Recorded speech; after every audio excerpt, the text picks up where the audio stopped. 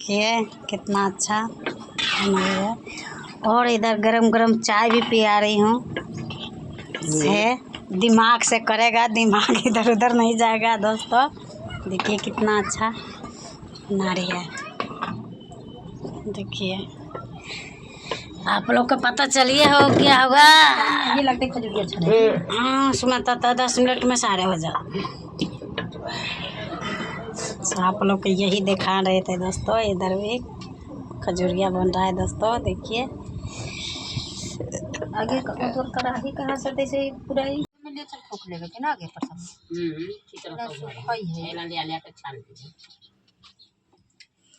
उन्हें धरना है तो हे साइड में मैंने तो कभी का अच्छा नहीं लगता।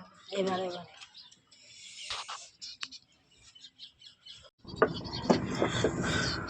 मन लग गया ना। जितना पातर का है जितना कितना अलगल है सुखाई हो गई हुआ में जानू ना धना का घर में उठा के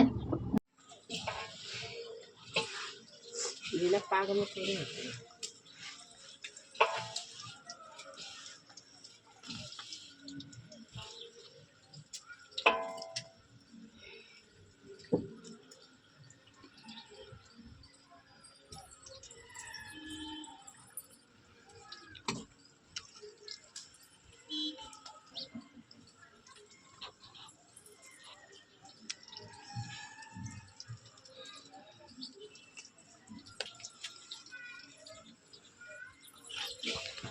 अब वो में